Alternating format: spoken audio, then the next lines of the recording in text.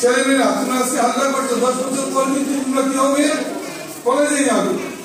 তারপর এবং স্বাধীনতার স্বপ্নে সুভাষচন্দ্র চেয়েছিলেন যে এই স্বাধীনতা হোক সর্বতোমুখী। স্বাধীনতার সংজ্ঞায় তিনি বলেছিলেন, স্বাধীনতা বলে তাই বুঝি সমাজ ও ব্যক্তি, নর ও নারী, ধনী ও দরিদ্র সকলের জন্য স্বাধীনতা।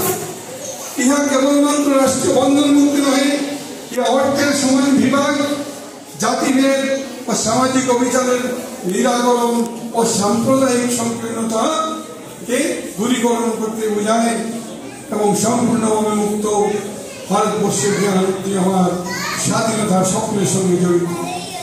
এই ছিল সুভাষচন্দ্রের স্বপ্নের স্বাধীনতা। আর তার জন্য তিনি বিশেষভাবে মাতৃজাতি, কেননা মায়েরাই বাচ্চাদের গড়ে তুলবে তখন এই সমাজ ব্যবস্থায়, যেহেতু পিতারা চাকরিতে কাজে বাইরে যেত, এই জন্য মানব তিনি বলেছে আমাদের মায়েদের কর্তব্য ছেলেমেয়েদেরকে আদর্শ শিক্ষা দেওয়া এবং সমাজেরও উচিত মাতৃজাতিকে সম্মান করা। তিনি বলেছেন যে বাংলার মাতৃজাতিকে শ্রদ্ধা করিতে জানে না, ভালোবাসিতে জানে না, সে দেশকে কিভাবে ভালোবাসিবে। তার নিজের কথা আমি বলি, তিনি কিভাবে মহিলাদের এবং নারী জাতিকে সম্মান করতে শিখিয়েছেন। তার একটি ভাষণে 26 এপ্রিল আমাদের সিলেটে, আমাদের পাশে সিলেটে ছাত্র সম্মেলনে বলেছেন, আমাদের মাতৃজাতিকে আমরা যদি শক্তিরূপিণী করিতে চাই, তাহলে বাল্য বিবাহ প্রথা উচ্ছেদ করিতে হইবে, উপযুক্ত স্ত্রী শিক্ষার আয়োজন করিতে হইবে, অবলম্বন প্রথা দূর করিতে হইবে, বালিকা ও তরুণীদের ব্যায়াম শিক্ষা, লাঠি ও ছোটাখেলা শিক্ষার আয়োজন করিতে হইবে, এমনকি স্বাবলম্বী হইবার মতো অর্থ করে শিক্ষা দিতে হইবে এবং বিধবাদের পুনর্বিবাহের অনুমতি দিতে হইবে। খেলা শিখুক, অস্ত্র খেলা শিখুক। তাই সর্বপ্রথম আজাদিন ফৌজের মধ্যে শুধু মহিলাদেরকে নিয়ে একটা রেজিমেন্ট গড়ে তুলেছিলেন, তার নাম দিয়েছিলেন ঝাঁসির রানী রেজিমেন্ট। ভাবা যায় ছোট ছোট মেয়েরা মেয়েরা সবকিছু ছেড়ে এসে বন্দুক হাতে তুলে নিল ব্রিটিশকে দাঁড়িয়ে দেশ স্বাধীন।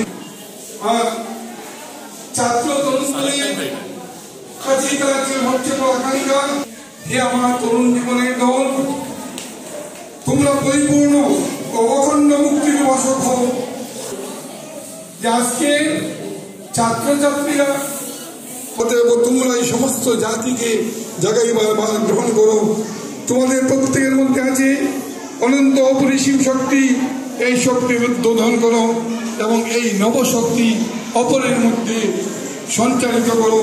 তোমাদের নিকট নতুন স্বাধীনতা মন্ত্রে দীক্ষিত জাতি আমার কাছে উঠল।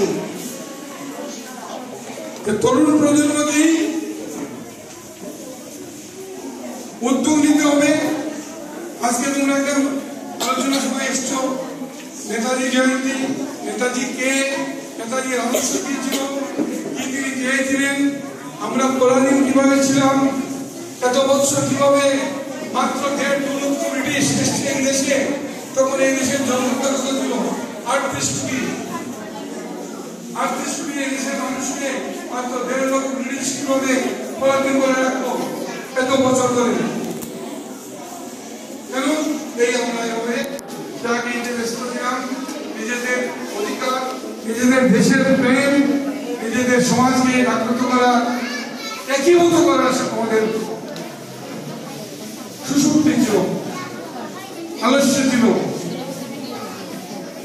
সুভাষচন্দ্র বলেছেন যে আমি ছোটবেলা থেকে তো ভেবে পাই না, মাত্র 1.5-2 লক্ষ ব্রিটিশ কিভাবে আমাদের শাসন ও শোষণ করছে। আমাদের দেশের সব মানুষ যদি একটা ছোট্ট পাথর নিয়ে বেরিয়ে ঢিল মারত, ব্রিটিশ পালাবার করত। কিন্তু আমরা স্বার্থব্যস্ত দ্বিধা দ্বন্দ্বে আমরা ঠিক নিজের যে সুভাষচন্দ্র যদিও চেয়েছিলেন সুশলীন সমাজ, বামপন্থী সমাজ, তিনি তার রাজনৈতিক দর্শনে বলেছেন যে লেফট কনসলিডেশন, অর্থাৎ বলেছেন যে তার সঙ্গে সম্মতি রেখে আমি বলছি যে নেতাজি সুভাষ ফাউন্ডেশন, কেন্দ্রীয় নেতাজি উদযাপন কমিটি,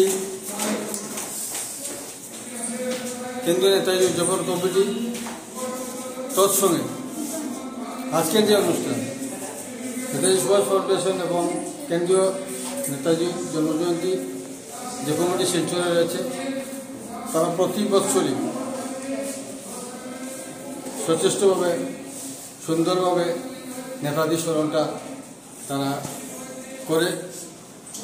তার সঙ্গে সম্মতি রেখে আজকের যে অনুষ্ঠান, সেই অনুষ্ঠানটা হচ্ছে নেতাজির হাতে গড়া দল, অল ইন্ডিয়া ফরওয়ার্ড ব্লক এবং নেতাজি আইডিওলজির সঙ্গে যুক্ত বরাকবিলি অগ্রগামী নির্মাণ শ্রমিক ইউনিয়ন। তাই বরাকবিলি অগ্রগামী নির্মাণ শ্রমিক ইউনিয়ন এবং অল ইন্ডিয়া ফরওয়ার্ড ব্লকের যৌথ প্রয়াসে বিগত 23 জানুয়ারি বিভিন্ন অনুষ্ঠানের মাধ্যমে নেতাজির 129তম জন্মদিবস পালিত হয়েছে এবং তারই অঙ্গ হিসাবে আজকে 26 জানুয়ারি, আজকের দিনে, এই শুভ দিনে আমরা ওই দিনের বিভিন্ন অনুষ্ঠানে যারা প্রতিযোগিতায় অংশগ্রহণ করেছিল সেই ছেলে মেয়েদের উৎসাহিত করার জন্য আজকে আমরা ওদের মধ্যে পুরস্কার বিতরণের একটা অনুষ্ঠান হাতে নিয়েছি। আজকের এই পুরস্কার বিতরণ অনুষ্ঠানে যারা প্রতিযোগিতায় প্রথম, দ্বিতীয়, তৃতীয় স্থান পেয়েছে তাদেরকে পুরস্কৃত করা হবে। তৎসঙ্গে আমরা বাকি যত কচিকাচারা সেই দিনের প্রতিযোগিতায় অংশ নিয়েছিল তাদের প্রত্যেককেই আমরা সান্ত্বনা পুরস্কার, তৎসঙ্গে আমরা একটা শংসাপত্র প্রদান করব।